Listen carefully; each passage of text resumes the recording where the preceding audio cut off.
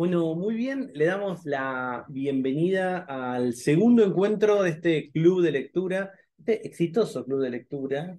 Nos cambiamos de lugar porque no entramos en la sala anterior, ahora nos sobra la sala grande y los que están en Zoom no nos pueden ver, pero yo creo que se va a llenar con el tiempo. Sí, sí, Vamos a absolutamente. estar Confiamos. convencidos. Vinimos optimistas hoy, por lo menos respecto de esto.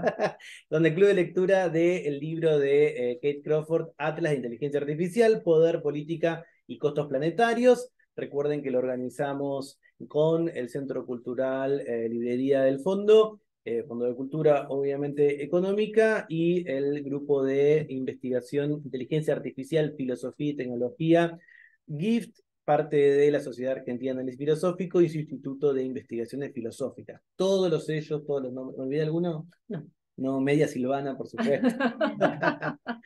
Bueno, muy bien, mi nombre es Tomás Balmaceda y con Karina vamos a estar, nada, acompañando la lectura colaborativa de los que están aquí, los que están allá, de este segundo capítulo. Vos tenías algo para contar sobre lo que estamos viendo, ¿no, Cari? Sí, básicamente, a ver, la idea es ofrecer una suerte de, ante todo, agradecerles que nos estén acompañando aquí, a quienes nos están siguiendo vía streaming, comentarles un poquitito cuál es la idea del encuentro de hoy, sobre todo para quienes no pudieron asistir al primero. Como bien saben, lleva el sugerente título de El trabajo, un tema que nos interpela especialmente a propósito del impacto de la irrupción de las inteligencias artificiales generativas en particular y las tecnologías en general. Y previo a que Tom tome la palabra, me gustaría hacer, siguiendo un poco el espíritu cartográfico de la propia Kate Crawford, eso, una suerte de geografía de lo que va a estar articulando este capítulo, comenzando tal vez un poco en reversa, ¿no? Por el final del capítulo, conforme al cual ella llega a la conclusión de que todos, todas, todos tenemos interés colectivo en el futuro del trabajo.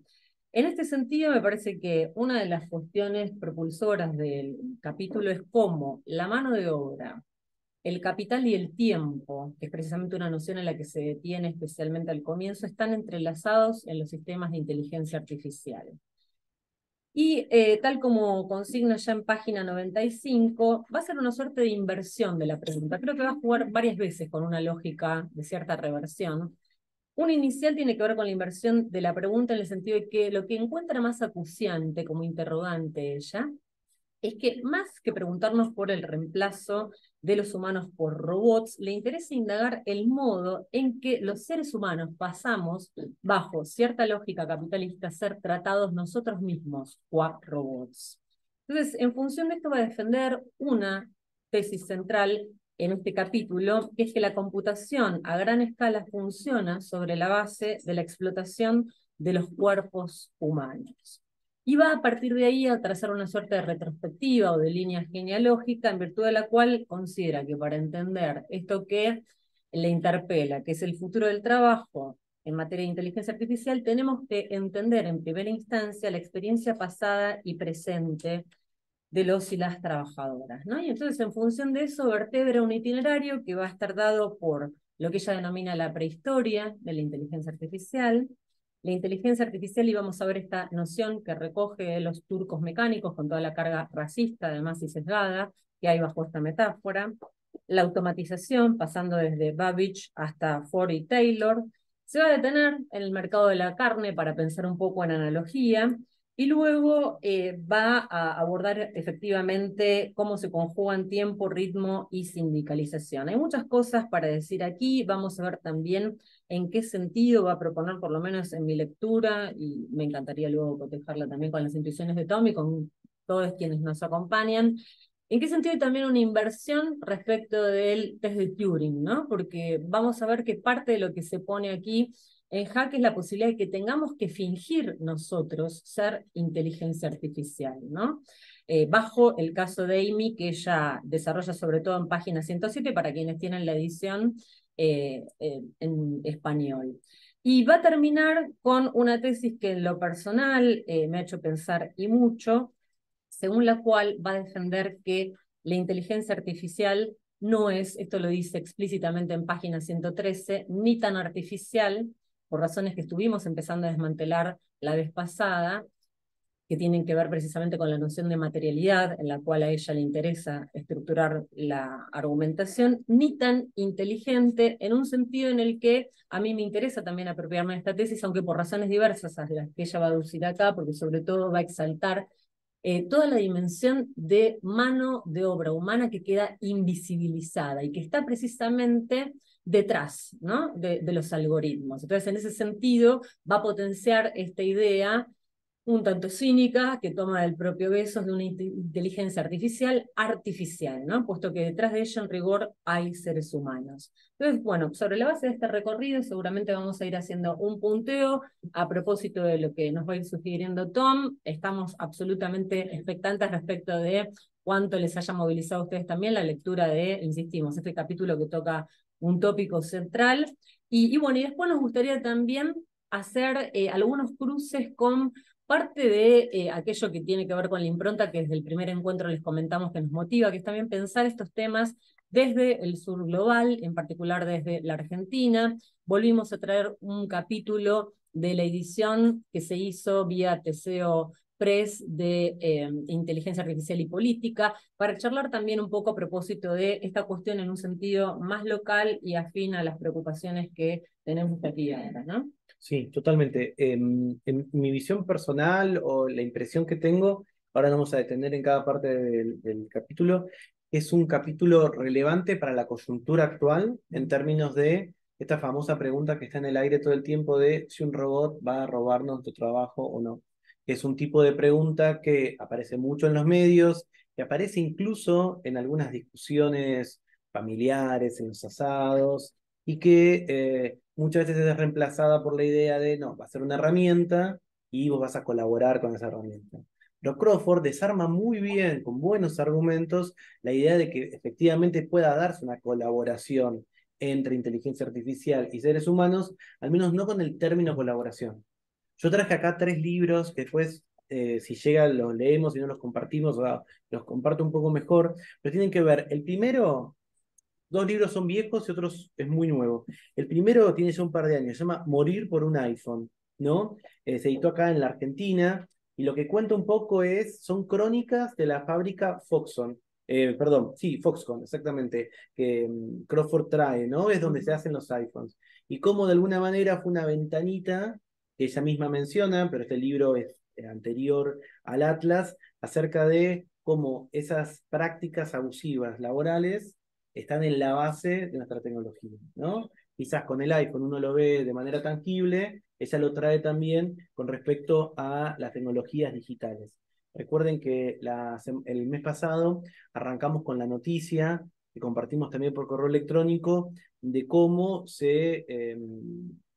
parte del empleo para poder realizar el chat GPT se subcontrató en Zambia, si mal no recuerdo, ¿no? Trabajadores mal pagos que tenían que, justamente, muchos casos, o ingenieros recién recibidos, o estudiantes avanzados, que fueron utilizados por OpenAI para refinar este filtro de politeness, este filtro de, ¿cómo se llama?, gentileza que tiene, ¿no? Y que son, como cuenta Crawford, trabajos que tienen mucha carga en nuestra salud mental. Yo tengo amigos que trabajan algo parecido y también tengo algo para contar. Y luego traje, eh, acá está, bueno, Maxi Seller, que es uno de sus máximos fanáticos, Alain de Botton, que tiene este libraco, también viejito, pero que me impactó mucho, que se llama Miserias y Esplendores del Trabajo, y son crónicas. Él recorrió y acompañó, creo que a una docena o una decena de distintos trabajadores, desde alguien que en un puerto controla la carga de los barcos, a un emprendedor, a alguien que trabaja haciendo cohetes espaciales y una persona que hace joyas y manualidades. Son descripciones acerca de cómo es el trabajo de esas personas y la tesis un poco del libro es tratar de descubrir si hay algo dignificante en el trabajo, si hay algo diferente, si hay algo propiamente humano. Y de Botón es muy ácido al pensar que no, al pensar que muchas veces nosotros lo que encontramos como trabajo es una suerte de trampa capitalista. Y luego le voy a dedicarle más tiempo, y de hecho le decía a Cari que capaz estaba bueno hacer algún encuentrito sobre este libro, que es muy reciente de este mes, se llama El costo de la conexión, de Nick Couldry y Ulises Mejías. Ulises Mejías es parte de tierracomún.net, que es una especie de think tank sobre ecología y tecnología. Yo justo soy profe de una maestría y una de mis alumnas es discípula de él.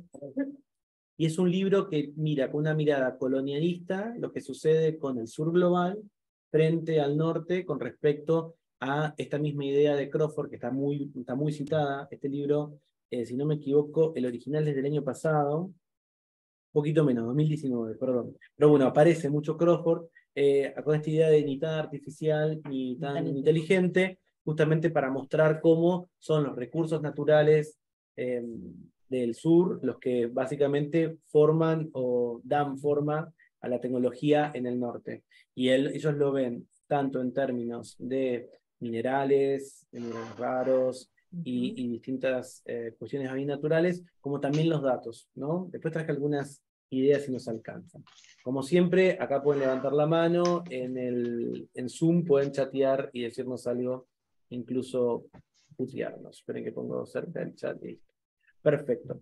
Bueno, hizo muy bien, Cari, ese raconto. Yo solo quiero agregar, antes de arrancar, que en todo el análisis del tiempo es interesante que ella hace una genealogía, ¿no? Y cuando el mes pasado nos peleábamos si esto era un atlas de verdad o no, yo este mes vine como que pienso que puede ser un atlas para pelearte. No, me parece que sí puede ser un atlas, a diferencia de lo que dije la vez pasada, porque hay muchos eventos temporales que ella encadena. Y me parece que eso también es propio de hacer una historia. Y trae nombres propios, ¿no? Aparece Adam Smith, aparece Babbage, el de la primera computadora, Henry Ford, aparece Frederick Taylor y aparece Ray Kroc, el inventor de McDonald's, ¿no? Y justamente lo que ella comenta, completando lo que decía Cari, es que la inteligencia artificial y el monitoreo algorítmico son simplemente las últimas tecnologías en un largo desarrollo histórico de fábricas, relojes y arquitecturas de vigilancia. Entonces, acá también me parece que hay algo atractivo en el pensamiento de ella, y es tratar de quitarle ese barniz de que es algo absolutamente nuevo a lo que nos estamos enfrentando, porque ella lo encadena como parte de sucesos más grandes y más amplios, y muestra que en todo caso, es parte de justamente otra concatenación histórica, y no algo totalmente nuevo. Y eso también es bastante provocador. Me interesa enfatizar esto que decís por incluso el tipo de cuestiones que muchas veces discutimos internamente, ¿no? Hasta dónde estamos asistiendo a una suerte de cambio de paradigma, estamos en los umbrales de una revolución. Bueno, en un sentido muy provocador, Crawford, una de las cosas que hace es señalar esa asimetría profunda, radical de poder que reside en esta supuesta y eufemística colaboración entre seres humanos e inteligencia artificial, y frente al hype, ¿no? Esta suerte de humo que estamos viendo, en favor del cual estaríamos asistiendo a una suerte de giro radical, en línea con lo que muy bien señalaba Tom, ella va a sostener que la intrusión de la inteligencia artificial en el trabajo no es otra cosa más que el regreso a las viejas prácticas de explotación de la mano de obra industrial en los siglos XIX y comienzos del XX. Entonces, lo que ve es una línea de continuidad de la dinámica del capitalismo industrial hecho y derecho desde la automatización hasta nuestros días, ¿no? Donde el obrero no es sino un apéndice de la máquina. Entonces, en este sentido me parece que también viene a iluminar y a desmantelar, ¿no? Muchos discursos que están tomando Estado público, en un sentido, en mi juicio, bastante acríticamente, para postular hasta dónde efectivamente hay una ruptura, hasta dónde hay una continuidad respecto de la matriz de poder a la que estamos asistiendo, ¿no? Totalmente. Bueno, el capítulo, perdón, comienza con su presencia, su testimonio de ir a uno de los centros de distribución de paquetes de Amazon. Amazon es el segundo empleador privado más grande de los Estados Unidos. En estos últimos meses hubo muchos debates acerca de la sindicalización o no de los empleados de Amazon. Ella lo toca tangencialmente, pero es un tema que está en discusión. Para nosotros de la Argentina, o para mí en lo personal, a veces me cuesta ver esas discusiones porque me parece algo natural estar sindicalizado o tener sindicatos, y obviamente para ellos no lo es. Ella cuenta ahí, es un centro logístico que gestiona con robots decenas de miles de cajas con productos por día. Son 23 kilómetros de cintas transportadoras que ella asemeja a las arterias de un cuerpo, en este caso en la fábrica, y que todo el tiempo hay un ruido constante. Ella dice, esto es un textual, los robots representan una especie de eficiencia que no pareciera requerir esfuerzo. Llevan carga, giran, avanzan, repiten. Y que cada segundo ahí adentro se monitoriza. Los empleados no se llaman empleados, sino que se llaman asociados. Tal como les puede pasar, por ejemplo, si van ahora... ¿cómo es tu nombre? No, el tuyo, perdón. ¿Mío? Sí, Sabrina. Sabrina, no es contra vos. Pero Sabrina está con un vaso de Starbucks. Yo me acuerdo que con Karina, cuando vinimos a comprar el libro acá en el verano, fuimos al Starbucks acá a la vuelta y me putearon por Instagram. ¿Estás leyendo eso en Starbucks? Te banco, yo hice lo mismo. Pero en Starbucks tampoco encontrás empleados. Te dicen que son asociados. El otro día fui a Starbucks y quise preguntar algo. Dije, ¿para qué le pregunto a otro asociado? Y como venía leyendo esto, aproveché y le digo, ¿pero qué sería asociado en Starbucks? No, somos todos asociados. ¿Cuántas acciones tiene cada uno? Bueno, no sabemos. Era el modelo también de Walmart, que después acá en la Argentina tuvo que cambiarlo. Pero es la idea de que no tenés empleados. Bueno, El de Uber. ahí, ¿de? El de Uber. El de Uber, Claro, dice exacto. Maxi también.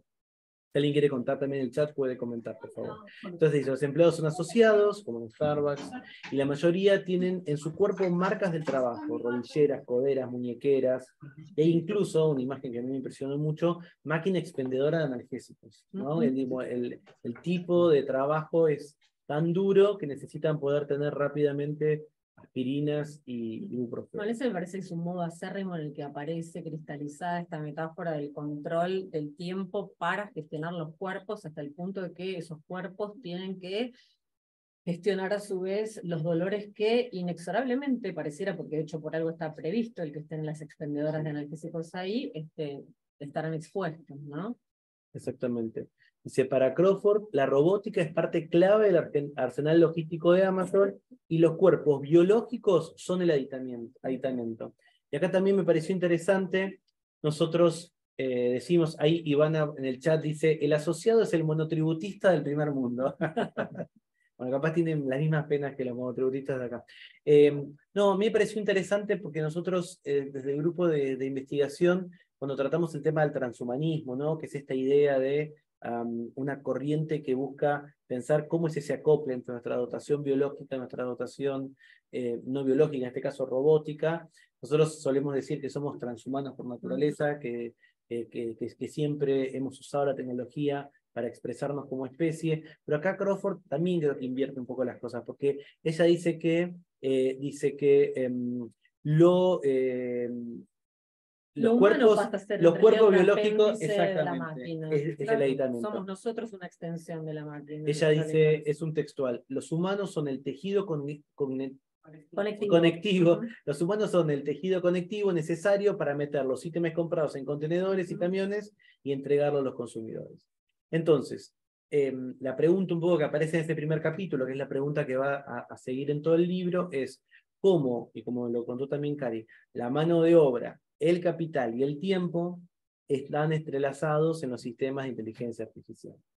Entonces, los puntos centrales para mí de esa primera parte tienen que ver, por un lado, que el centro del texto no es esta pregunta que nosotros estábamos haciendo al comienzo de si vamos a ser reemplazados por robots, sino en qué manera, la pregunta interesante es, ¿en qué manera la experiencia del trabajo ha cambiado en relación con el aumento del monitoreo, la evaluación algorítmica y la modulación del tiempo?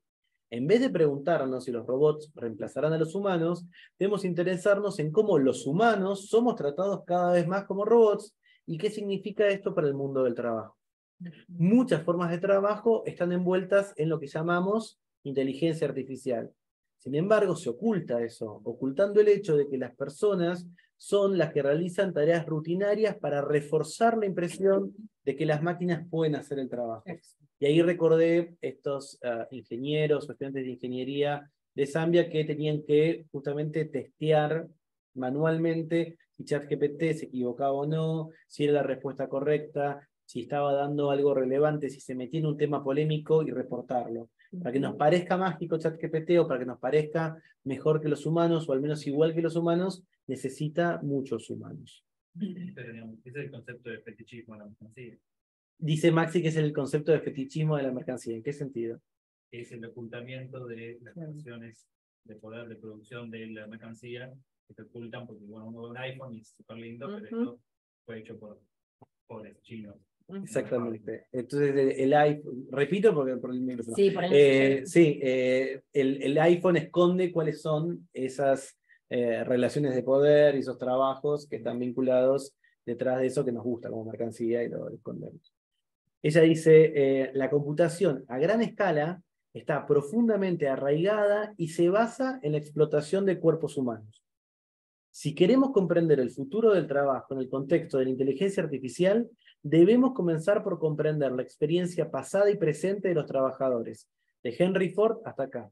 Ahí lo veo conectado a Julián Reynoso, que es un filósofo, y Julián, en otro encuentro que tuvimos previo, nos contaba, ¿te acordás, Cari? Que él trabajaba viendo, cuando era estudiante, viendo un montón de comentarios en una página web, y le tenía que decir si eran comentarios positivos o negativos, ¿no?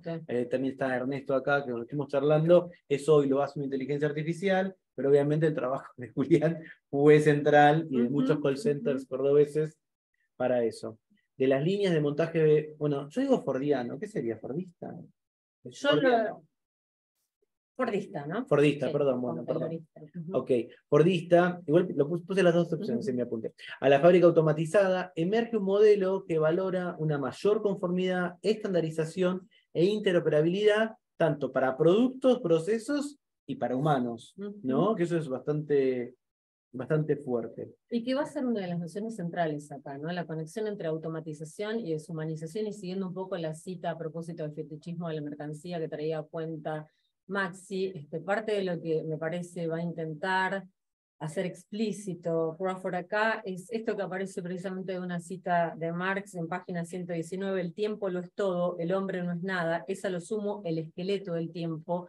¿Y de qué modo entonces, bajo esa pátina de eficientismo, en realidad lo que queda encubierta es mano de obra precarizada, humana, al servicio de la realización de microtareas, en muchos casos compensada por debajo del salario mínimo, a los efectos de sostener también gran parte de, bueno, siguiendo con estas metáforas de las grandes proezas de eficiencia y de maximización que traería en principio la inteligencia artificial, ¿no? Pero quedando precisamente invisibilizados como una de las condiciones materiales que quedan precisamente opacas, detrás de ese telón de fondo en favor del cual suponemos que la inteligencia artificial es inteligencia artificial, ¿no? No, y que también es parte del hype. El hype es, ok, yo me quiero sorprender pensando que todo esto no tiene ningún humano involucrado. Claro, Cuando me doy cuenta que hay digamos, que es un títere, que hay humanos que están moviendo cosas, me parece que es menos espectacular. Esa luego se mete con la segunda parte del capítulo, que tiene que ver con la prehistoria de la inteligencia artificial en lugares de trabajo. Y de vuelta, acá lo que traza es entonces esa genealogía, ¿no? Que comienza de alguna manera con la línea de montaje fordista y avanza hacia los sectores de servicio. Y ahí trae una imagen que yo no lo había pensado nunca, y es cómo las labores de las secretarias y los secretarios fueron cada vez más transformados a partir de la automatización. Dice, de 1980 hasta Siri, tareas que originalmente eran labores de la secretaría en general, dice ella, están tomados por la automatización. Y también me hizo pensar eso en otra discusión que tuvimos con algunos de acá, pero no me acuerdo quién lo había contado, y sé que Carolina Martínez, que no vino, no está conectada, también escribió sobre eso, y es como la promesa de que podamos tener tiempo libre gracias a la inteligencia artificial, es simplemente la promesa, o sea, es la realidad de tener tiempo libre para seguir trabajando. Digamos, cuando ves los trabajos que se hicieron más fáciles gracias a la tecnología, esos trabajos, sin embargo, no le dieron tiempo a las personas que trabajaban eso para el ocio creativo. Para el ocio creativo, ¿no? Sí, tal cual. Como que eso es interesante. Si te parece, me gustaría hacer un stop, incluso para que por ahí, si tienen ganas, participen quienes están acá en la sala. A propósito de esto que charlábamos hace un rato con Tom, ¿no? Que si bien el libro de Crawford es muy reciente, ha quedado incluso desactualizado por el nivel de vértigo que viene teniendo, ¿no? Esta irrupción tecnológica a la que sí, es cierto, estamos asistiendo, en el sentido de que efectivamente parte de lo que ella trae sobre la mesa es la posibilidad de contemplar hasta dónde sí o no habría sustitución y en qué sentido de, sobre todo, tareas repetitivas, anodinas, estas microtareas, Y esto es en gran parte lo que tomó el estado de la cuestión y las discusiones, ¿no? Y quienes están a favor en general, en un sentido más tecnofílico de este tipo de adaptación, hablan de la posibilidad de reconvertirnos, ¿no? Quizá a mi gusto muy presurosamente, y entonces favorecer el reemplazo de este tipo de tareas anodinas para poder abocarnos a tareas más creativas. Pero parte de lo que se viene poniendo sobre la mesa, sobre todo desde la comunidad creativa, y en particular estoy pensando desde ciertos movimientos que se vienen dando desde aquí, desde el sur global, de la mano también con algunos movimientos en Iberoamérica, es la posibilidad y el impacto de todo esto respecto del reemplazo de tareas ya de lo que se suele denominar comúnmente de cuello blanco, tareas que per se son creativas, ¿no? Entre otras cosas vamos a volver una y otra vez al chat GPT famoso, y sus derivas a propósito de, no sé, el impacto que puede tener desde Midjourney hasta DALL-E, qué es lo que pasa con ilustradores, con fotógrafos, incluso desde el ámbito de la actuación, la locución, ¿no? Tareas que suponemos efectivamente creativas, son aquellas que se están viendo fuertemente amenazadas y que concitan también que nuestra atención ahora se le está arrogando toda esta discusión regulatoria a propósito de la cual charlábamos con Gustavo antes de empezar y que, bueno, viene siendo también un poco cámara eco de lo que está sucediendo actualmente en Europa. Sabemos que en junio va a entrar al pleno parlamentario la consideración respecto de, bueno, los Estados miembros para llegar a una ley definitiva.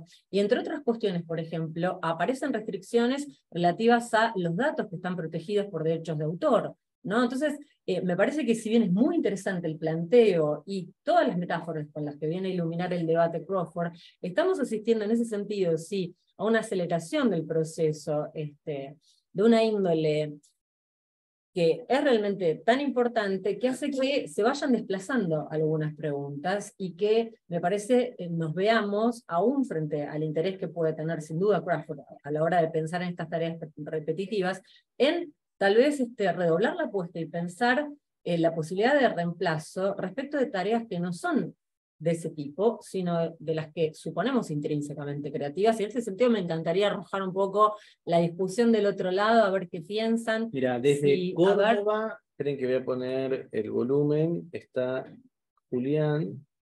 Yo creo que se va a escuchar, Julián. Espera un segundo que te desmuteo. Ah, ahí está. Bueno, yo me desmuteé yo.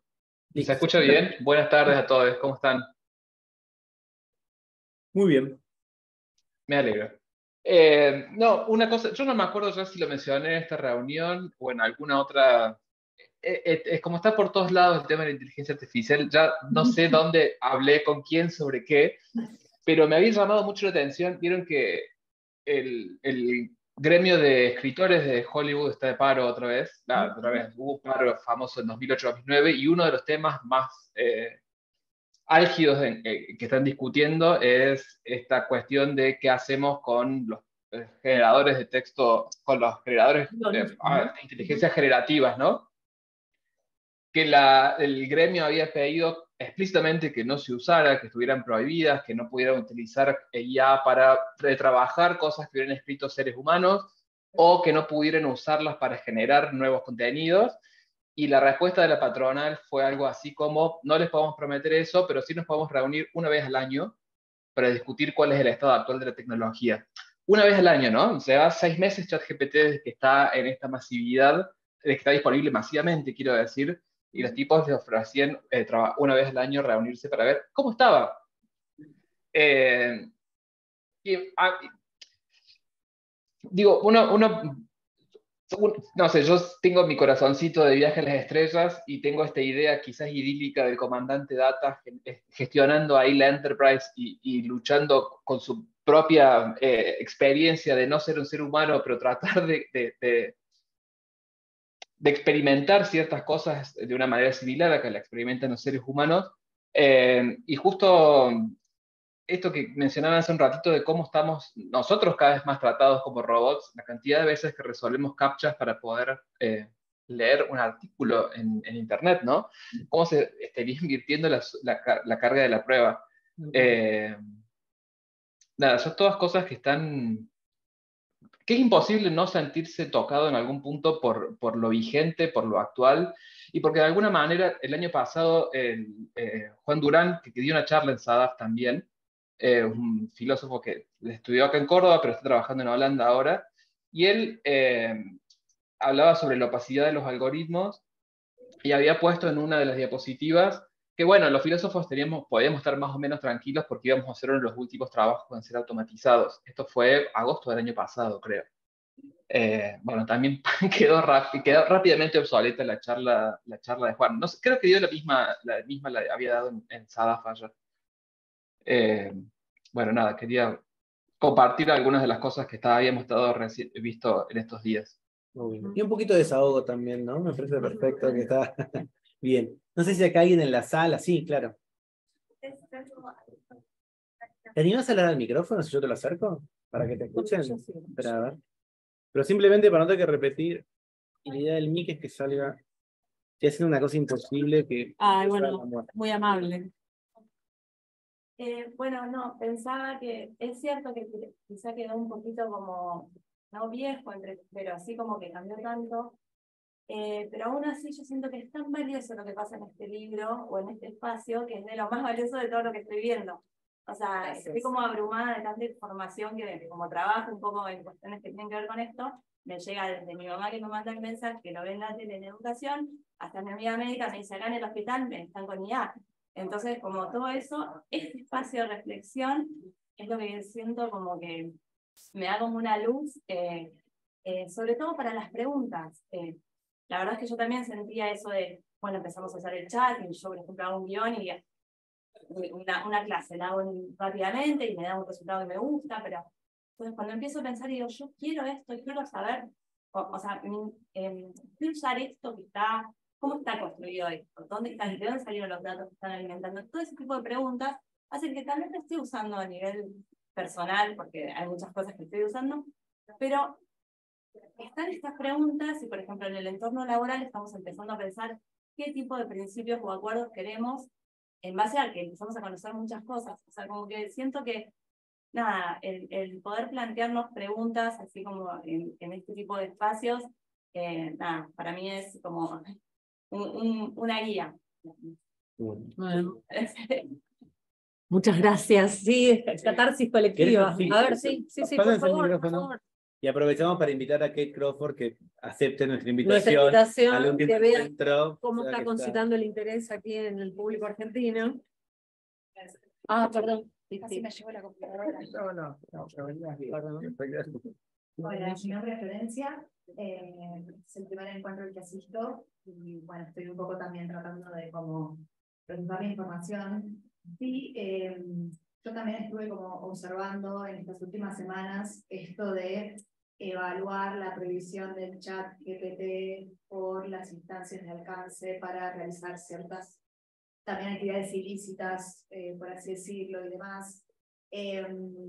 Lo que me pasa, particularmente, yo cometí el error de estudiar abogacía y bueno, nada, un poco pienso en el sistema legal en general en ese sentido y entiendo que cuando ya hay un producto que es lanzado al mercado, digamos, y se hace famoso, popular, como está haciendo con esta herramienta, es muy difícil determinar la prohibición y generar un marco teórico legal de prohibición de esa herramienta, ¿no? Como esta situación en, bueno, si soy guionista, por favor no usen esas herramientas. Es como pedir, no sé, pedir algo que por ahí está fuera de nuestro alcance. Entonces, a mí la duda que me surge es, ¿qué pasa con esta evolución de la herramienta? Me pregunto, ¿qué va a pasar con esto? Porque por más que se evalúe en distintos países o ámbitos regionales su aplicación o no aplicación, lo cierto es que está, lo cierto es que impactó, lo cierto es que ahora ya forma parte de nuestras vidas cotidianas,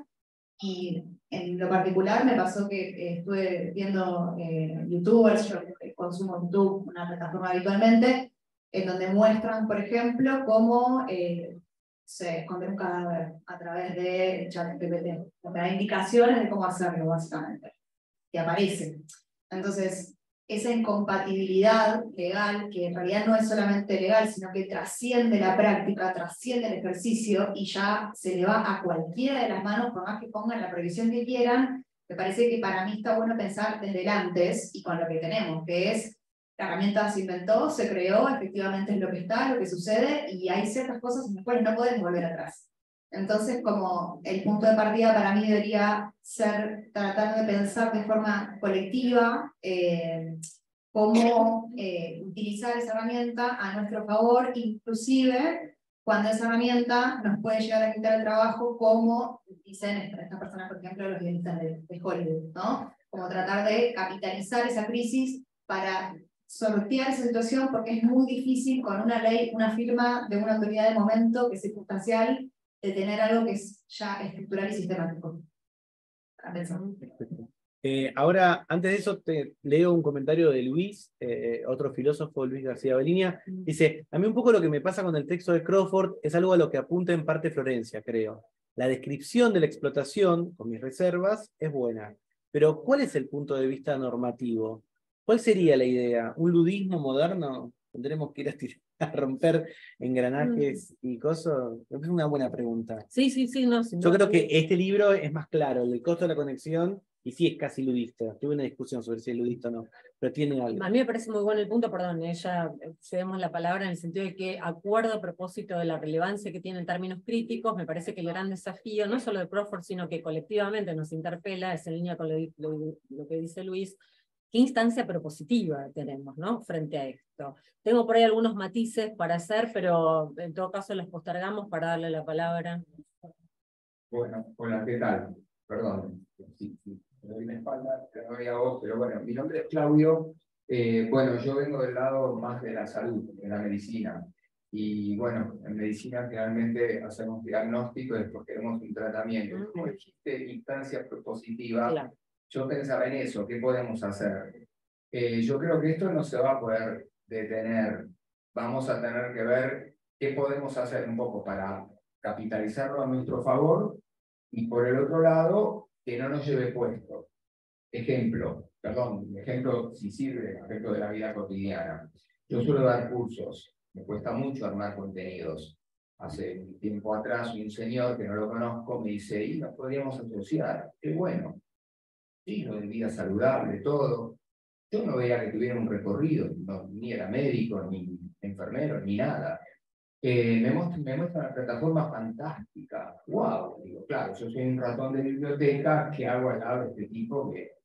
Y hace poco de esto, ¿cómo lo haces? Me lo hace el robotito. Genero los contenidos, no sé, botón de pago. Con esto ahora, otra cosa. Lo leí no sé dónde, pero bueno, tomemos algo que es una anécdota que lo van a ver como realidad. La vez pasada se da un premio de poesía, esto es real, pero no me acuerdo la fuente, lamentablemente. Viste que a veces lees un artículo y decís, ¿de dónde lo saqué? Y un premio menor. Y el señor que lo gana era marketólogo y era ingeniero de sistemas. Entonces decían, qué raro, nunca anduvo por estos ámbitos. Es como que yo te diga que no soy del ámbito de la filosofía y de golpe, viste, aparezco ahí con una gran tesis impresionante. Y se lo tuvieron que dar el premio. Entonces, o sea, la pregunta es, sería bueno que, si no son los encuentros, cada 3, 4 encuentros, poder dar recomendaciones a la sociedad. ¿Qué podemos hacer? ¿No? Como para decir, bueno... No sé si somos buenos para eso.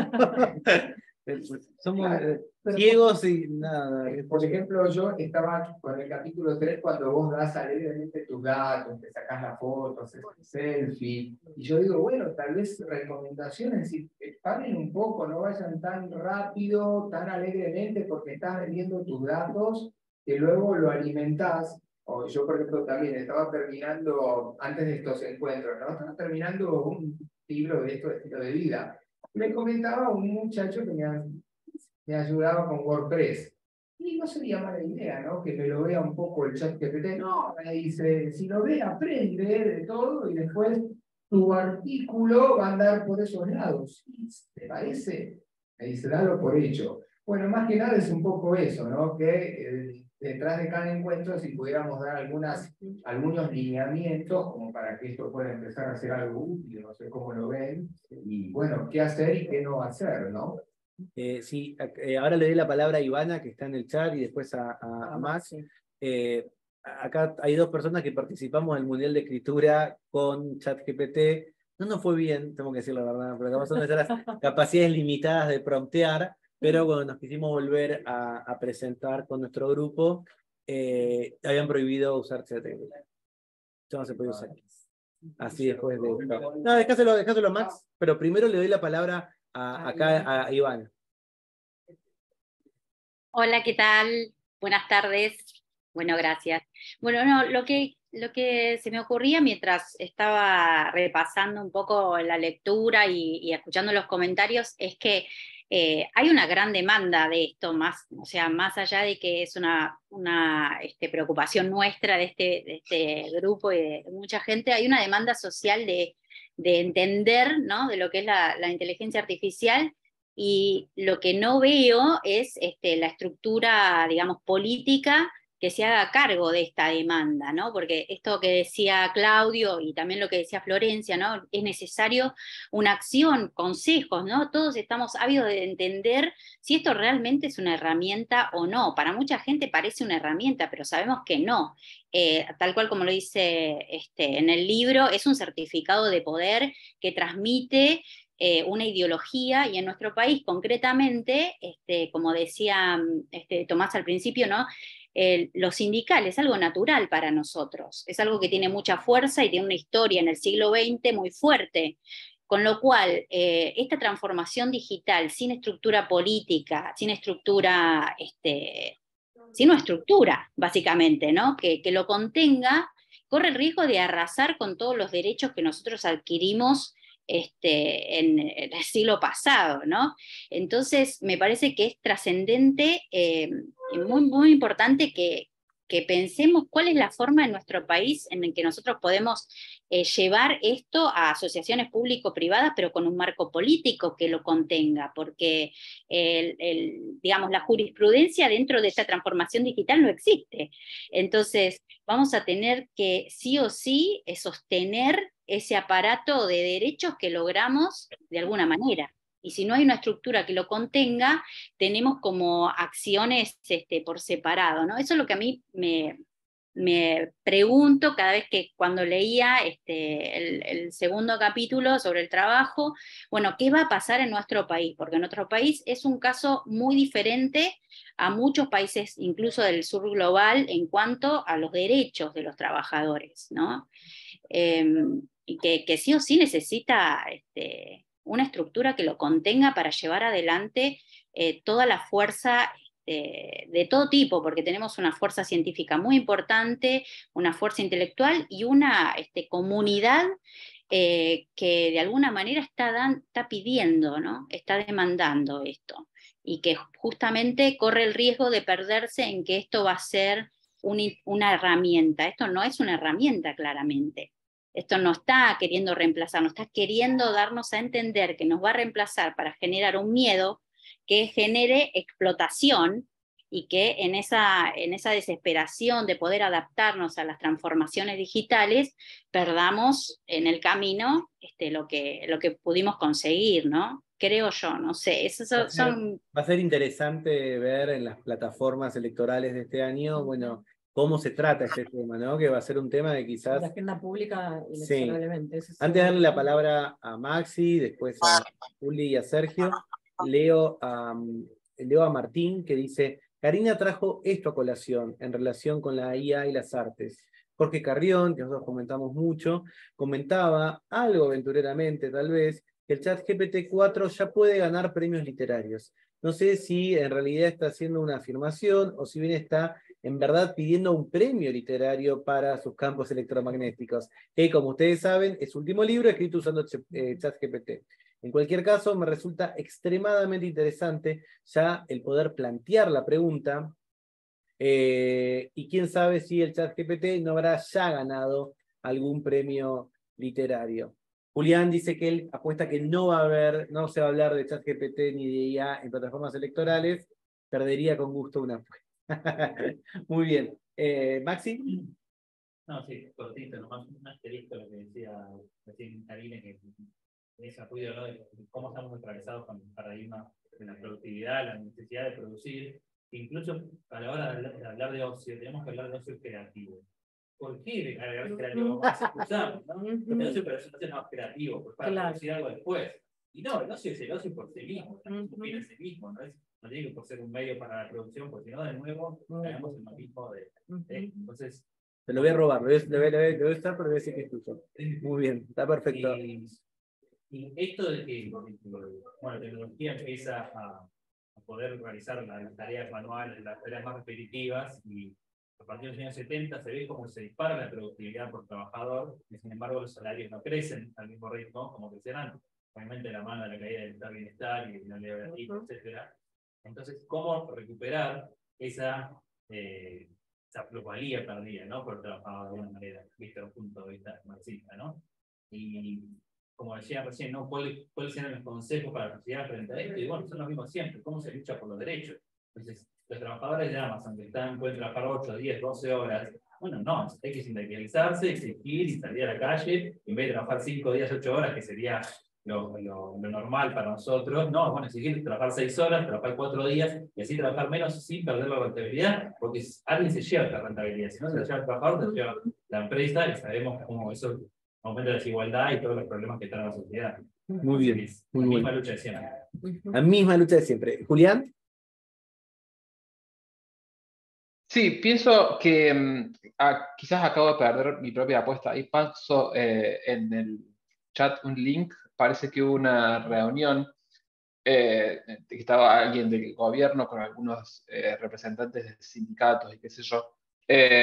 Uno de los participantes de esa reunión fue Fernando Chapeñac, quien de la Fundación Sadowski, quien ya vino acá a Córdoba a principios de marzo y tuvimos una charla muy interesante sobre, bueno, todas estas pensando tienen que ser en gran parte los sindicatos los que se pongan a la punta que tomen la punta de la lanza en tratar de mantener estos marcos regulatorios lo más claros posibles, y si no, pidiendo alternativas. Lo charlamos en el encuentro pasado de este grupo del salario básico universal como una posible, financiado con impuestos para las empresas que automaticen trabajadores, como una alternativa para reemplazar esto, para evitar, digamos, la pérdida masiva de trabajos y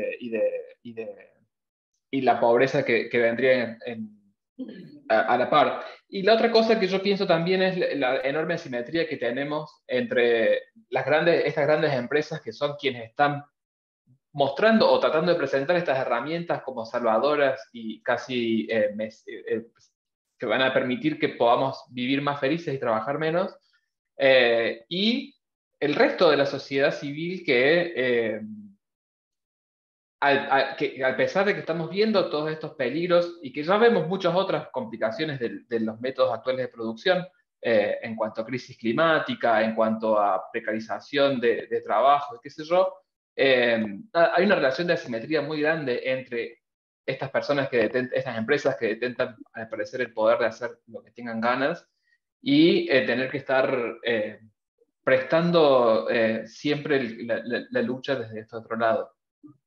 Perfecto. Aprovecho, antes de darle la palabra a Sergio, el domingo, para cosas que podemos hacer los fines de semana, cosas muy eróticas.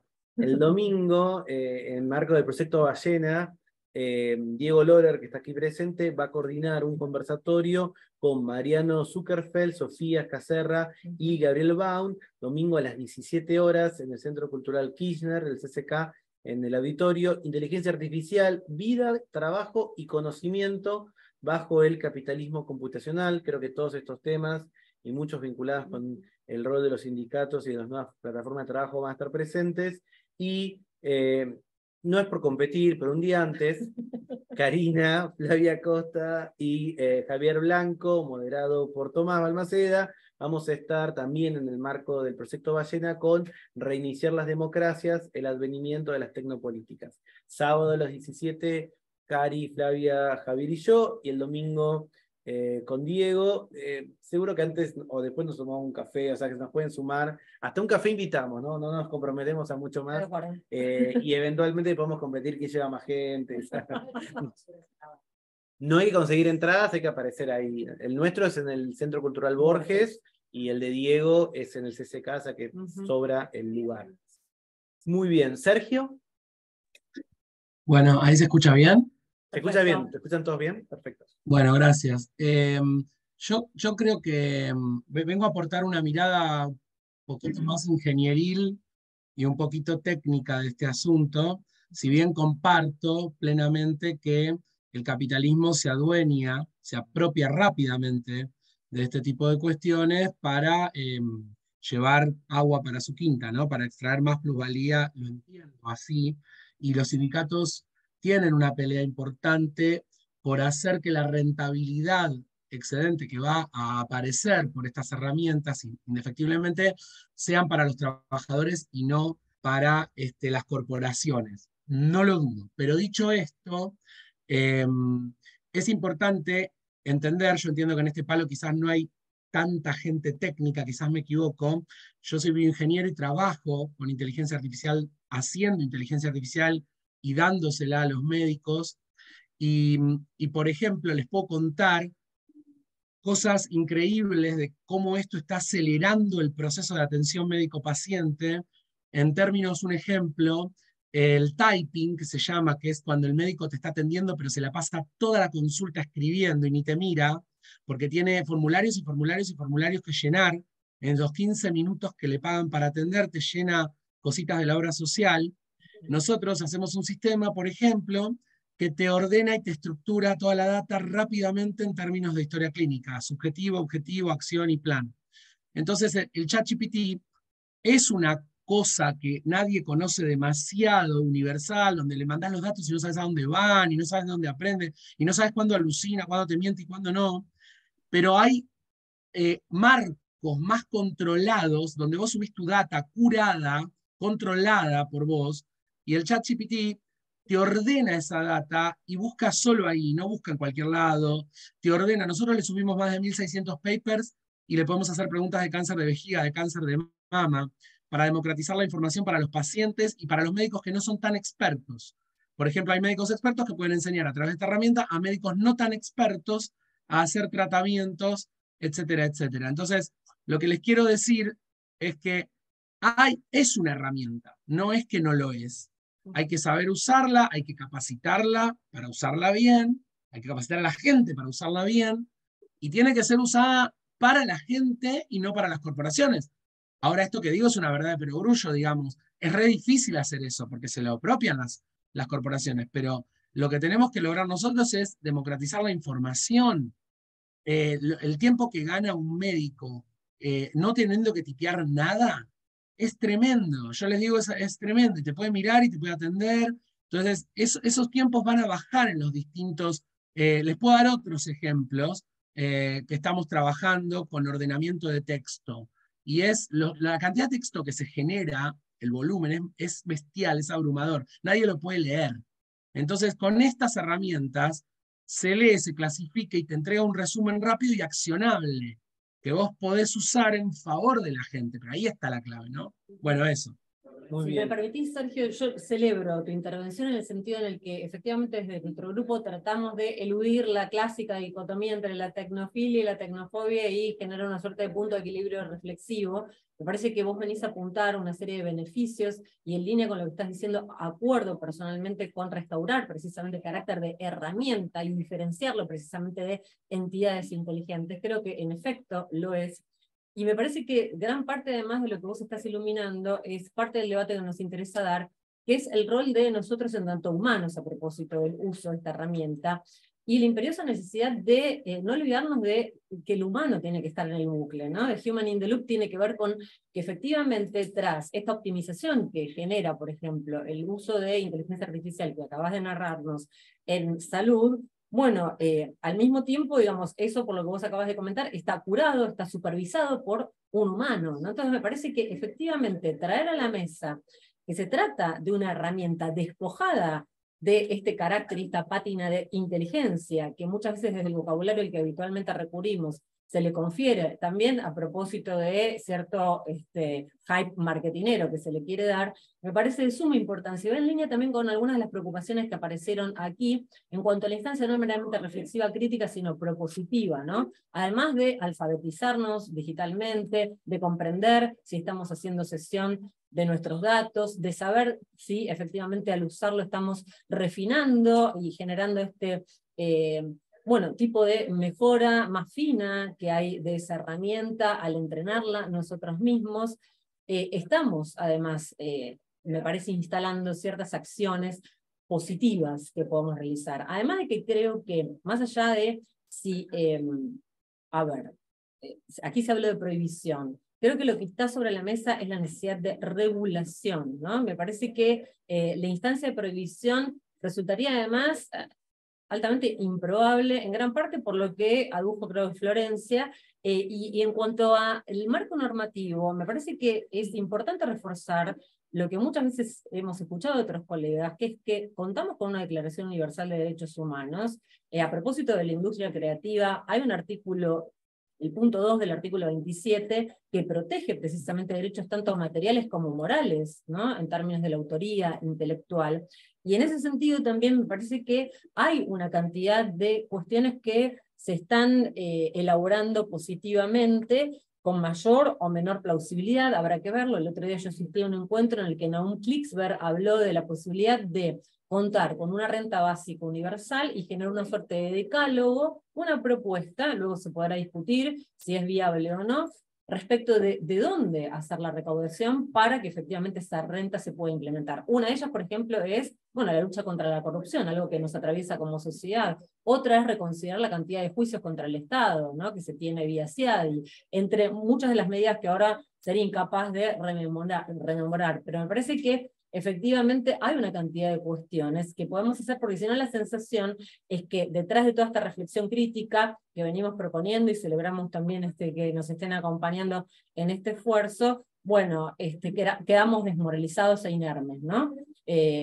Sin caer en un optimismo ingenuo, creo que hay una cantidad de cuestiones que podemos proponer, que podemos generar colectivamente, y en un sentido, como venimos diciendo al interior de nuestro grupo, polifónico, ¿no? Efectivamente, nos parece de sumo interés que gente con formación en tecnología, tal como el caso de Sergio, nos aporte, lo tenemos aquí también Ernesto, entre muchas de las personas que nos vamos sumando, y me parece que, bueno, de lo que se trata es de esto que Crawford también resalta sobre el final, ¿no? Para volver un poco sobre el texto, que nos interpela colectivamente el futuro del trabajo para volver un poco sobre la senda. Y colectivamente me parece que hay que buscar también la respuesta, ¿no? Tenemos ahí a Willy. Antes de darle la palabra a Willy, leo algo de Luis. Luis, como les conté, es filósofo, está ahora haciendo una estancia en Alemania y está explorando el tema de inteligencia artificial y salud con nuestro amigo Nachito Mastroleo.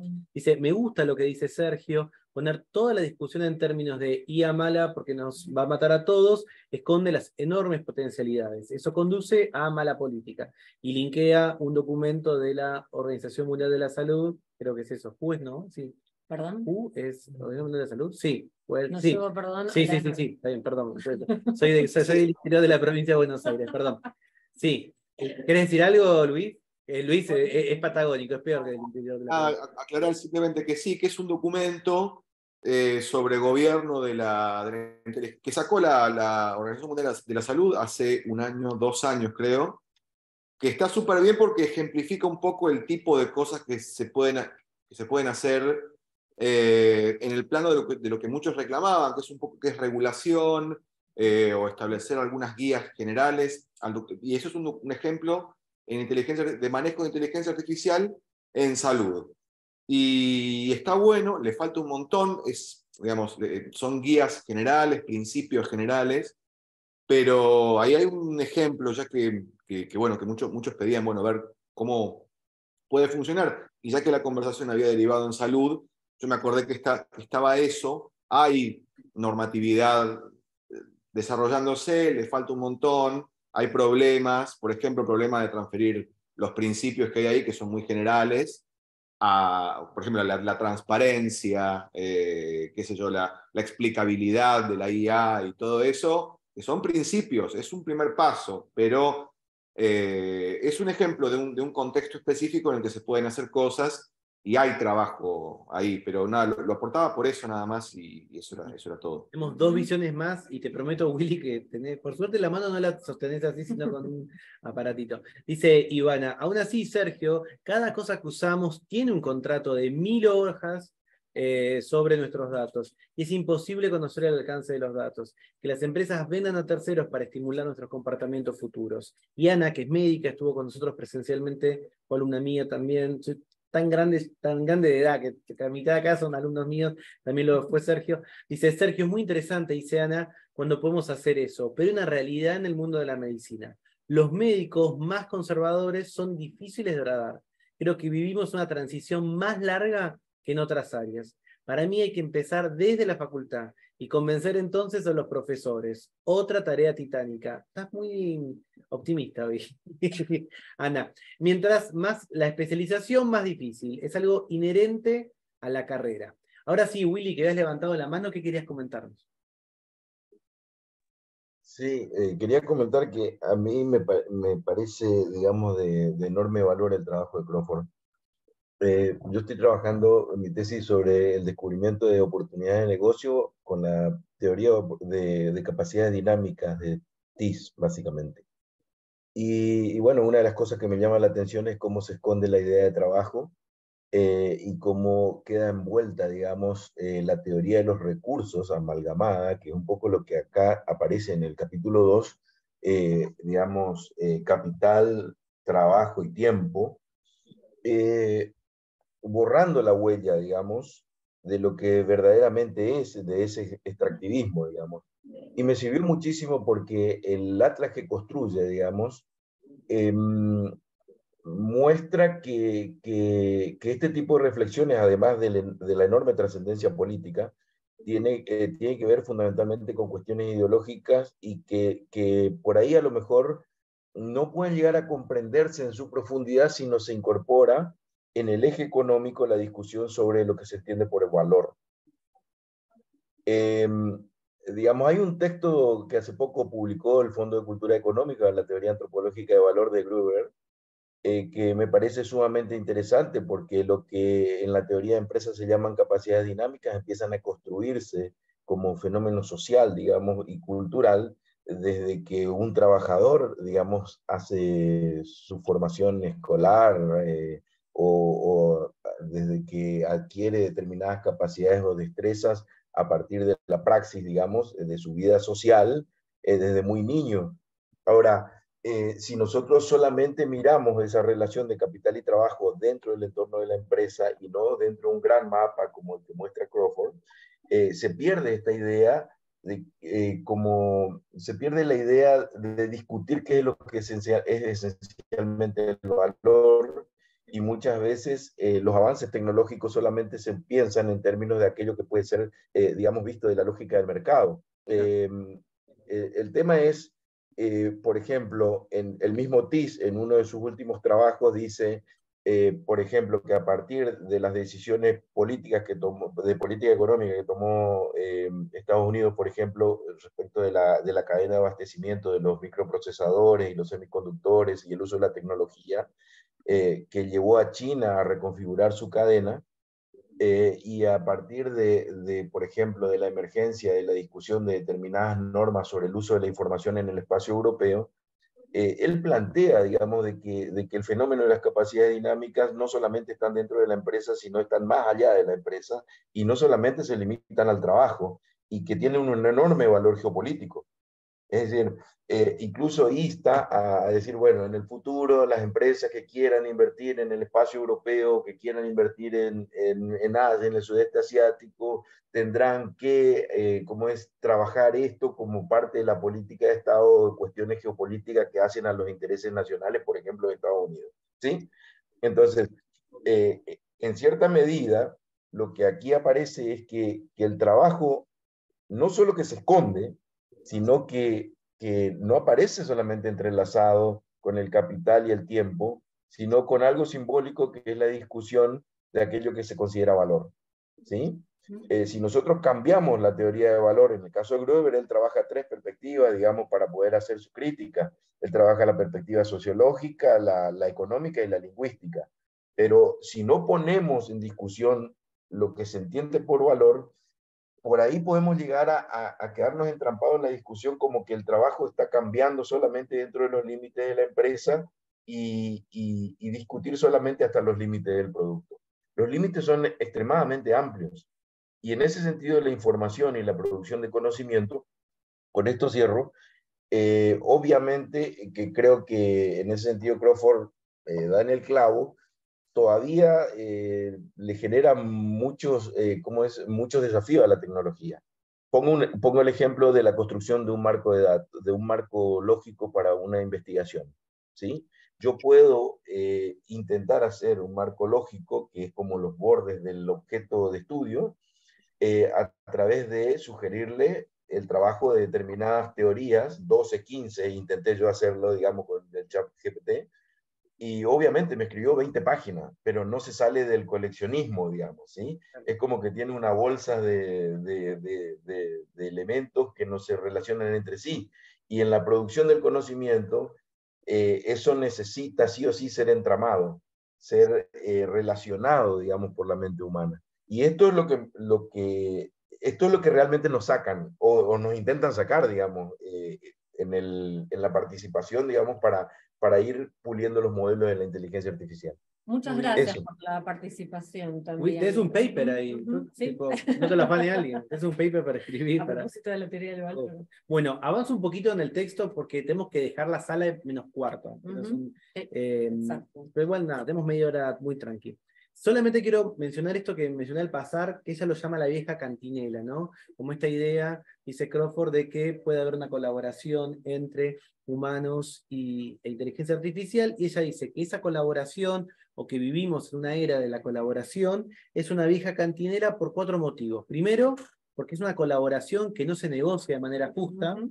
Segundo, porque los términos de esa colaboración descansan en una asimetría de poder, no puedes colaborar con alguien que es muy distinto a vos. Es una colaboración impuesta en donde no podés decir que no. Viene tu jefe y te dice, Balmaceda, ahora vas a tener que hacer esto con ChatGPT y no te queda otra, vas a tener que usar esta herramienta para hacer tal tarea. Y ella dice, por lo tanto, como cuarta razón, es un compromiso forzado. ¿Por qué? Porque tenemos que estar todo el tiempo capacitándonos, actualizándonos, sin capacidad de negociación. Como que nos obliga todo el tiempo a estar estudiando algo nuevo, adaptándonos a algo nuevo, sin que sea una genuina voluntad de la que tenemos. Vi varios mensajes, ahora los leo, avanzo un poquito y lo menciono. Luego llega el tema acerca sobre el tiempo, ¿no? Y ella dice, la automatización creó mayor presión sobre el tiempo. La transición al capitalismo industrial llegó con nuevas divisiones del trabajo, supervisión, relojes, multas, timetables, hojas de tiempo, tecnologías, que influyeron en la forma en la que las personas experimentaban el tiempo. Y acá, recordando a nuestros amigos Lakoff y Johnson, dice, el tiempo es una moneda, puede usarse bien o puede malgastarse. Mantener una fuerza de trabajo eficiente y disciplinada en las primeras fábricas requería un sistema de vigilancia y de control. Y ella dice, bueno, después de vigilar y castigar, Bentham es de alguna manera la referencia que uno piensa para estos temas, pero hubo un hermano menor de Bentham que se llama Samuel, quien realizó análisis de complejos industriales, ¿no? Y él dice, bueno, cuando antes era el mismo jefe, el mismo supervisor, incluso Henry Ford en persona, quien recorría la empresa para chequear que todos los empleados estuvieran trabajando de la manera correcta, ahora ese papel de supervisión lo ocupan las tecnologías de vigilancia, ¿no? Y explica todo el tipo de aplicaciones que hay. Luego pasa a los turcos mecánicos que mencionaba Cari y a la inteligencia artificial que ella denomina Potemkin, ¿no? ¿Cómo se pronuncia? Potemkin, ¿no? Potemkin, ¿no? Entonces habla justamente acerca de ese trabajo invisible, el trabajo de trabajadores mal pagos que se requieren para ayudar a construir, mantener y probar los sistemas de inteligencia artificial, ¿no? Y es algo que, eso a mí me gustó mucho, y me gustaría usarlo alguna vez, y es esta idea de Mary Gray y Sid Suri de trabajo oculto como trabajo fantasma. Y pensar entonces a la inteligencia artificial como parte de una automatización impulsada por humanos. Y ahí aparece la historia esta del turco mecánico, un supuesto sistema de ajedrez, que estaba automatizado y que podía ganar partidas, pero que escondía, era una trampa, un timo, escondía adentro a una persona que sabía ajedrez y que podía jugar, y que, irónicamente o no, y en el chat están hablando de Jeff Bezos, Bezos lo toma y Amazon lo toma como el nombre para su plataforma automatizada de pequeñas tareas. Yo les decía, tengo 2 amigos, Diego y Manuel, que viven en Barcelona, y ellos trabajan en moderación de contenidos para Facebook, ¿no? Para la plataforma Facebook. Y lo que tienen que ver muchas veces es pedofilia, es cosas escatológicas terribles, es fotos de cuerpos humanos, es xenofobia extrema, y lo que tienen que hacer es, el sistema los detecta como algo peligroso, ellos tienen que decir si es cierto o no, y es un trabajo bien pago. Ellos son argentinos, pueden vivir en Barcelona gracias a esto, pero las secuelas que cuentan de su salud mental son increíbles. Y todas las personas que trabajan en esta división ahí en Barcelona, tienes que ir físicamente a un lugar, no lo puedes recibir en tu computadora, porque es material sensible, e incluso para las leyes de España, cuando vos ves pedofilia, si no estás bajo un régimen especial, podés incluso ser acusado de cómplice. Todos los compañeros con los que trabajan son todos extranjeros. Son todos extranjeros que no tienen ciudadanía y que están ahí probando suerte. Y las historias que cuentan, o sea, por confidencialidad no cuentan mucho, pero lo poco que cuentan de cómo los afecta es increíble, y creo que y no es totalmente inocente que sean casi todos inmigrantes. Aparece también este caso que mencionaba Cari, que se llama XAI, una supuesta inteligencia artificial que programaba reuniones y que te ayudaba a ser una secretaria, que terminó estaba llevado adelante por personas reales. Exacto. Hay un podcast de ficción muy bueno, en inglés es delicioso, en castellano no está mal, pero no es en rioplatense y a veces es raro, que se llama, Teresa creo que se llama, les voy a decir, es una ficción que es justamente eso, una falsa Siri, Sandra, perdón, Teresa. Bueno, en este caso es Amy, ¿no? Mientras claro, buscas... no sé, bueno, no se ve mucho, después se los muestro. Se llama Sandra, es una ficción, es gratuito, lo pueden encontrar en Spotify, donde escuchen podcast.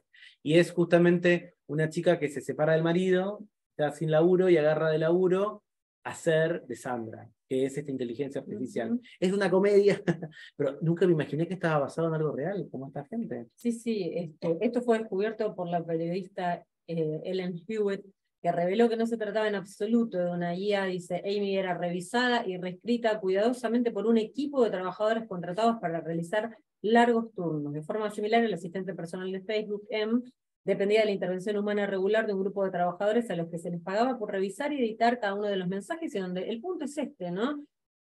Poder subsistir como seres humanos fingiendo ser una inteligencia artificial. En este sentido yo decía que potencia un poco en una lógica en reversa el viejo test de Turing, donde para por ahí quienes no estén tan familiarizados, de lo que se trataba era que la máquina pasaba exitosamente el test en la medida en que lograba inducir en un ser humano la creencia de que estaba interactuando, más precisamente dialogando con otra persona, ¿no? Aquí en realidad es un ser humano o una constelación de seres humanos, aquellos que tienen que fingir ser una inteligencia artificial como medio de subsistencia. Terrible. Avanzo un poquito, otro término que lamentablemente mi francés es pésimo, es automation, no sé, como falso y automatización juntos.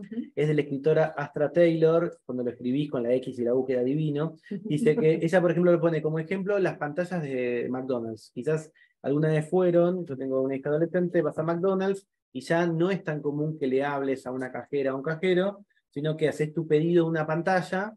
Está muy extendido en Buenos Aires, en barrios chetos y en barrios no chetos, no sé si en todo el país.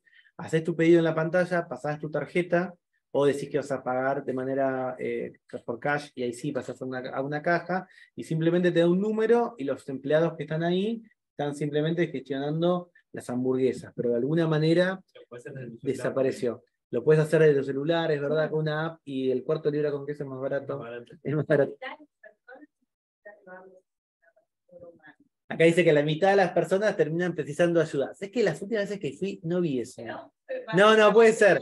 Pero es importante porque es el caso de esto, ¿no? Como que una parte del trabajo del empleado fue reemplazado por un sistema automatizado, y en realidad lo que parece como tan genial, dice esta autora, me gustó eso, Astra Taylor, me parece tan genial, mirá, el empleado evita ese trabajo horrible de cargar, y lo que dice ella es, lo estás cargando vos. Exacto, O sea, te lo traslada al cliente, o sea, es el cliente el que tiene que hacer. desplazamiento del empleado al usuario que pasa a hacer la labor que ahora ya no realiza el empleado. Exactamente.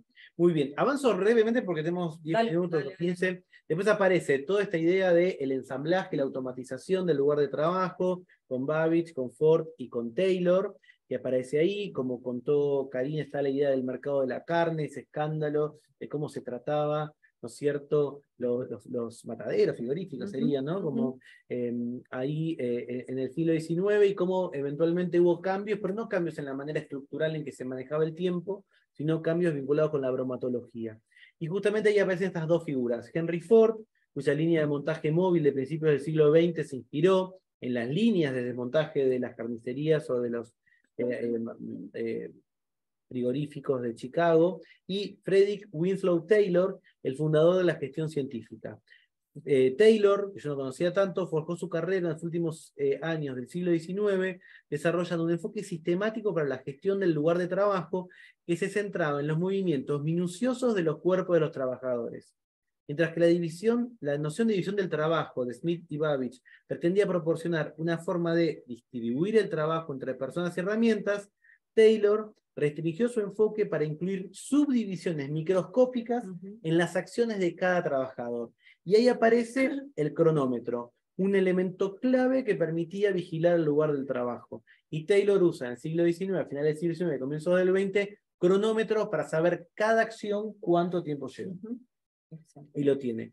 Ella lo vincula con Foxconn, esta máquina de hacer, o fábrica, perdón, de teléfonos celulares iPhone, que yo les conté. Todo el libro que tengo, que se llama Morir por un iPhone, es muy impresionante. Es parte de una colección, creo que ya no se hace más, de Continente, que se llamaba Biblioteca de Economía de los Trabajadores. Son testimonios terribles de personas que directamente tienen que vivir en la fábrica. Duermen ahí, en muchos casos llegan incluso a llevar a embarazos hasta estados muy avanzados ahí dentro. Si se lastiman, lo prefieren ocultar incluso a sus compañeros para que nadie se entere que no puedan estar.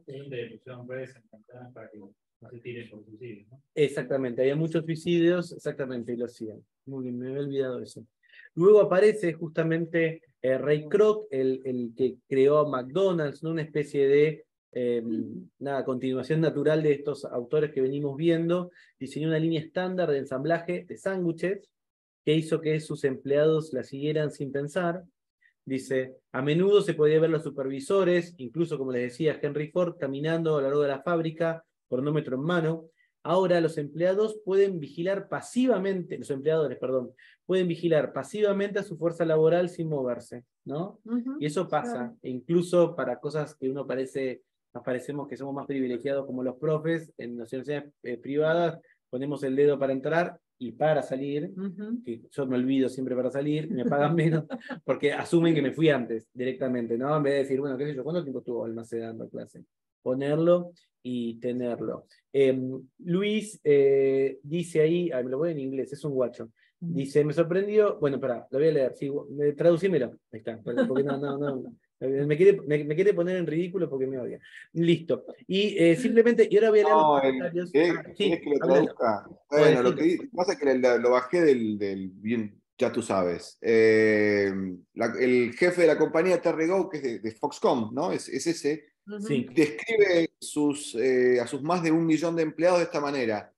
Como los seres humanos también son animales, manejar a 1 millón de animales me da dolor de cabeza, ¿no? Y bueno, tiene que ver un poco con esto que está flotando de la deshumanización, de tomar a las personas como entidades que solamente responden a incentivos, un poco toda la tradición del conductismo de Skinner, ¿no?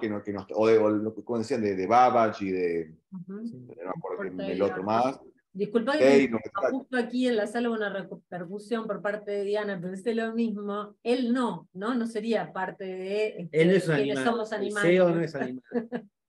No, claro, bueno, él es no el que se excluye de la categoría. Un ángel. No, claro. Pero bueno, no, me sorprendía eso, ¿no? De que bueno, estamos todos como sujetos, somos entendidos como seres que solamente responden a incentivos. En ese sentido, bueno, nos pueden automatizar fácilmente. Ese es el problema quizás en el fondo, ¿no? Que no somos tan especiales o no somos concebidos tan especiales como la teoría, sino son solamente una bola de impulsos y entonces se nos puede automatizar fácilmente. Y ese es por lo menos esa es la narrativa, ¿no? Lola, bueno, nada. Sí, Lola en el chat recuerda que cuando Jeff Bezos, el dueño de Amazon, el CEO de Amazon, volvió de un viaje espacial, una de las divisiones de sus empresas es de vuelos espaciales, dijo a sus trabajadores y clientes, ustedes pagaron esto. Pero Smalls, que está al frente del primer sindicato de Amazon, le contestó que lograron sindicalizarse mientras Bezos estaba en el espacio. Nosotros acá nos unimos. Iván pregunta por las actividades del CCK. Sí, la vamos a mandar por correo electrónico mañana cuando mandemos este link. No te preocupes, Iván. Igual la importante es la del sábado. La del domingo podés no ir. Pero... no, las dos son importantes y vamos a ir. Ivana, totalmente. Bueno, no sé con qué totalmente, pero conste. Coincido con la demanda, como dijo Karina, es de regulación, no de prohibición. Insisto, que para mí no es una herramienta, por eso no la califico como mala o buena. Lo que creo que es malo es la implementación de la innovación tecnológica y la transformación digital se encuentra en manos de un poder no regulado que utiliza las innovaciones a sus gustos. Se cruza un poco con lo que dice Shoshana Zuboff, muy bien, en la era del capitalismo de la vigilancia. Hoy lo que hicimos comprar el libro estaba muy caro, te vamos a costar, tiramos la data, ¿no? Es verdad. Igual lo hemos leído. A mí empezó un poco bajón ella, pero después lo vamos a hacerla también.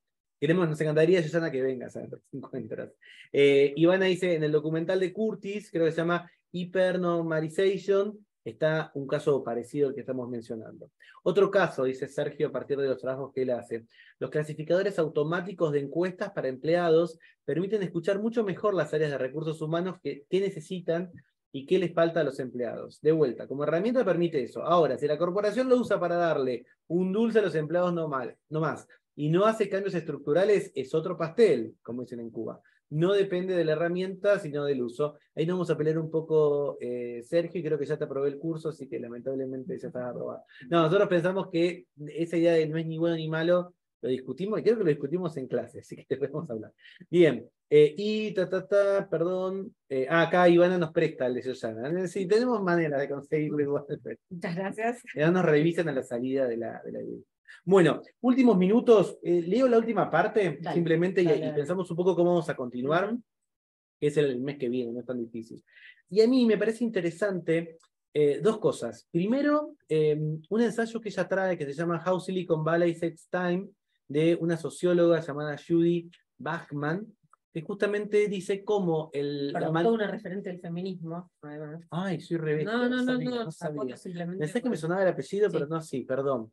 Y justamente ella habla acerca del seguimiento del tiempo y la composición demográfica de Silicon Valley, como que no es una coincidencia, cómo entiende el tiempo, la tecnología y la composición, sobre todo genérica, de Silicon Valley.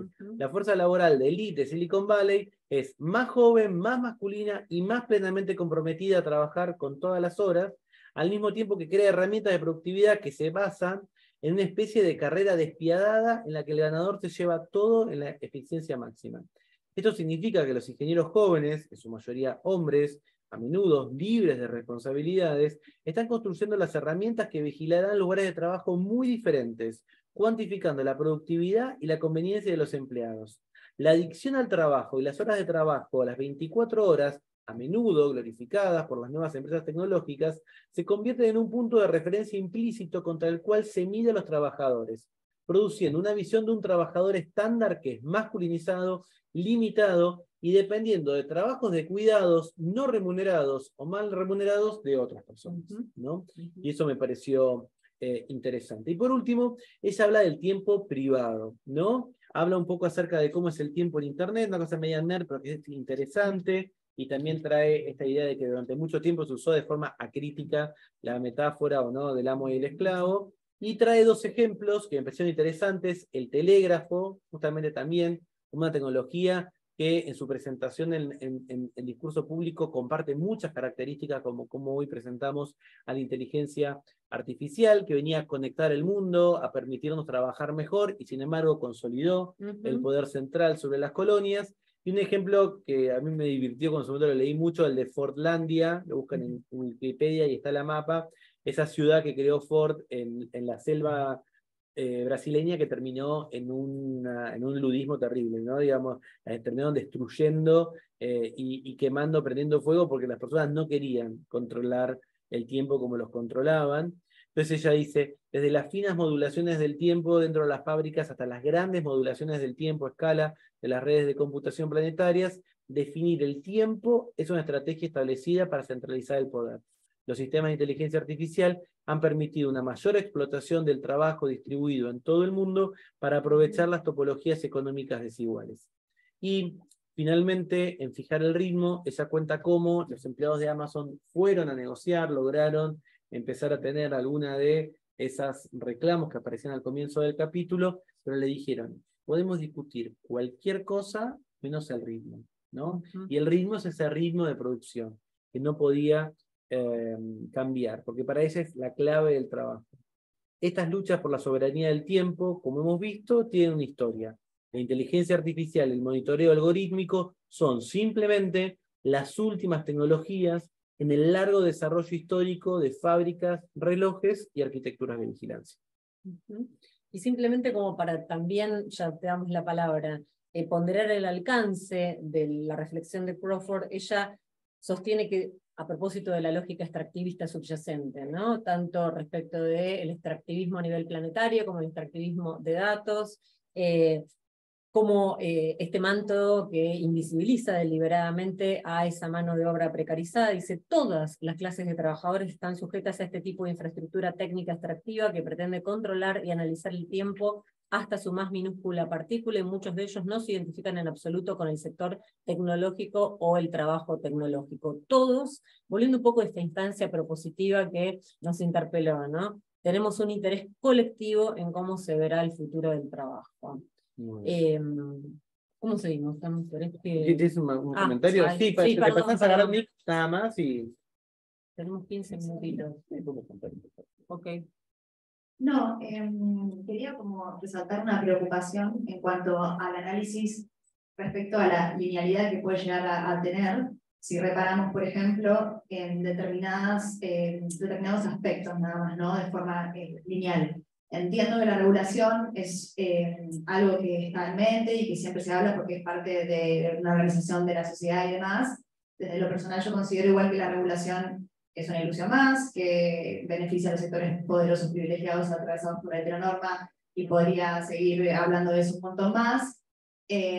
Coincido que la sindicalización es un canal clave para poder resistir a este tipo de avances y demás, pero sí tengamos en cuenta que la sindicalización, por ejemplo, sigue militando para resolver cuestiones de los trabajadores y trabajadoras que no tienen que ver con inteligencia artificial, y están sobrepasados, están recontraexplotados por eso. Y sí, por ahí mi preocupación va por tratar de hacer una explosión de análisis y no abarcar o reparar en solamente ciertos aspectos, sino poder hacer o pensarlo de una forma crítica que sea multidireccional. Eso, no más. Muchas gracias. Ana, que no está tan negativa como yo le dije hoy, pobre, tan pesimista. Dice, esto me recuerda a la canción de Chico Buarque, Construcción. ¿Es depresiva la canción? Ah, entonces estás depresiva. No la recuerdo. Ah, sí, acá digo, todas las esdrújulas. Yo escucho a Britney, bueno, no importa. Okay. Bueno, sí, realmente me estás un poco pesimista, Diana, pero te perdonamos.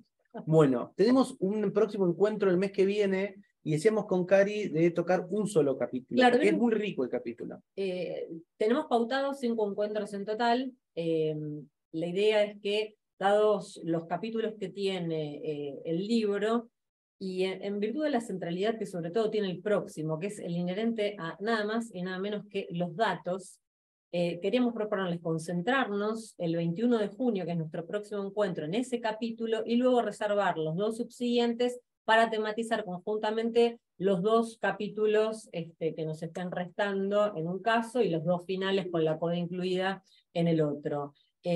Como se imaginarán, trae muchísima bulla el capítulo respecto de los datos, donde otra vez ella explora la metáfora del extractivismo, pero ahora extrapolada precisamente al ámbito de los datos. Y simplemente como para dejar algo de reflexión que se ha hecho aquí dentro de los desafíos de una tecnología acelerada en las instituciones contemporáneas, producida por el Instituto de Capacitación Parlamentaria de aquí de Argentina. Me gustaría reiterar esta publicación que La hizo mandamos por Octavio. correo la primera vez. Exacto. Capaz, si no la tienen, la vuelvo a mandar cuando mande el video mañana. Le decía Tom, Octavio acá explora la intersección entre inteligencia y cultura, en el sentido que sondea el impacto que en ella tiene, digo, en la cultura, especialmente en el sector creativo. La inteligencia artificial toma el caso de Amazon para considerarlo, que ligaba precisamente con la casuística que en parte recoge Crawford, se mueve dentro de un equilibrio entre la tecnofilia y la tecnofobia, exaltando algunas, un poco en línea con lo que traía a colación Sergio, algunas de las oportunidades que podamos encontrar en la inteligencia artificial, aún dentro del lado de las industrias, como él exalta, culturales y creativas, implicando, él subraya, un salto de productividad formidable. Bueno, habría que ver qué es lo que se piensa al interior de la industria, siguiendo un poco la secuencia de lo que está pasando a propósito de los guionistas, pero en un sentido matizado, ¿no? Recalen que no debemos limitarnos a analizar las oportunidades, sino que debemos estudiar los desafíos que son considerables, y ahí es donde él arremete con gran parte de lo que estuvimos diciendo y señala algunos riesgos, ¿no? Por un lado, el inherente a lo que él llama la customización, diría yo, o la atomización, en el sentido de que, en virtud de la gran concentración económica que sabemos que hay en torno a los contenidos, todavía, dice él, no es el caso hoy. Esto fue escrito el año pasado, y fíjense, ¿no?, la aceleración con la que venimos, dice, pero con la explosión, él acá menciona el metaverso, no ChatGPT, puede llegar a ocurrir que este aceitado control de toda la cadena habilite a las grandes plataformas a generar contenidos automáticos gracias a la inteligencia artificial. Esto es prefigurar lo que estamos viviendo ahora hace unos pocos meses, ¿no?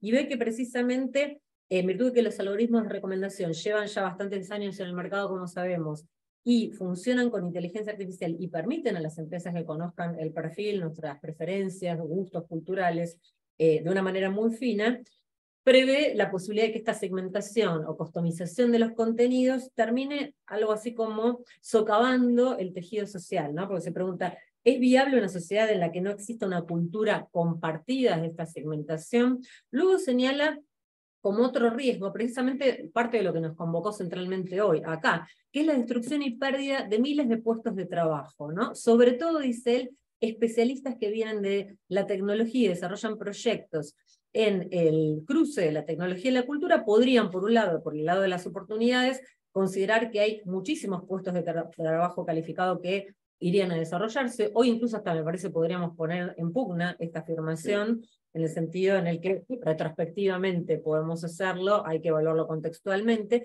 pero dice al mismo tiempo la IA, y acá es donde al principio comentábamos cómo han quedado por ahí un poco atrás algunas discusiones, puede llevar a la destrucción, a la pérdida de miles de puestos de trabajo tradicionales, ¿no? Cuando vemos que en rigor esto parece exacerbarse, y no solo los tradicionales estarían en zozobra, sino trabajos creativos con otro tipo de sofisticación y preparación. Otro desafío que él pone sobre la mesa, y a mí me parece interesante, relativo a los conocidos desequilibrios norte-sur, es el desafío presente en cualquier ámbito tecnológico, dado por la brecha digital, ¿no?, que conocemos. En este sentido, dice, las regiones del sur no se encuentran en una situación sencilla, fuera de algunos nichos muy específicos, las posibilidades de que estas regiones tienen de competir a escala global se reducen cada vez más, y luego señala como tercera cuestión a considerar críticamente la dificultad de determinar quién es el titular de los derechos de autor en las obras creadas con IA, ¿no? Un punto que seguramente vamos a volver a discutir, porque no es una discusión que claramente esté zanjada, da cuenta de que obviamente en tanto esos datos de entrenamiento sean de dominio público, la cuestión no sería problemática en principio, o al menos no tan problemática. Cambia el caso cuando son de dominio privado y de personas que precisamente están sufriendo, ya no a futuro el impacto de esto, sino como cuestión presente, ¿no? Y quería volver un poco sobre algunas de las preocupaciones que aparecieron desde el chat respecto de un escenario distópico en la manera de Skynet, ¿no? Y me parece que si bien, digamos, puede servir para potenciar la reflexión, nos distrae a la hora de volver a pensar sobre estas cuestiones que son acuciantes y que están instaladas ahora, a propósito de la resolución de, como bien trajeron quienes vinieron hasta aquí, apareció por el chat, están apareciendo ahora, o sea, se está haciendo sustitución de trabajo calificado ahora. Entonces me parece que efectivamente se distrae, y parte de esto lo avisora también Octavio en su escrito, ¿no? Dice, a menudo en los debates sobre esta tecnología se suele pensar en la imagen de un Terminator que amenaza con destruir el mundo, y eso lo único que hace es correr el eje de discusión de los problemas reales, que dice él, son los sesgos, la concentración de los ingresos en manos de unas pocas plataformas, la brecha creativa, entre otras. Bueno, finalmente se pone a pensar sobre la importancia de cómo va a impactar esto en un sentido en el que también apareció, y a mí me parece muy interesante para que sigamos elaborándolo, que es en materia de políticas públicas, ¿no? Y qué rol les va a caber a los estados y qué rol nos va a caber a nosotros en tanto ciudadanas y ciudadanos. Así que, nada, la invitación a que quienes tengan ganas le echen una mirada a esta compilación sobre inteligencia artificial y política, dado que, bueno, nos interpela desde la coyuntura, e invitarles a que entonces el 21 de junio nos reencontremos para... De vuelta, a las 4 de la tarde, aquí en la librería, y si no, por Zoom, ¿ok? Discutir sobre los datos. Muy bien, muchas gracias. Gracias. Gracias. Nos vemos. Gracias.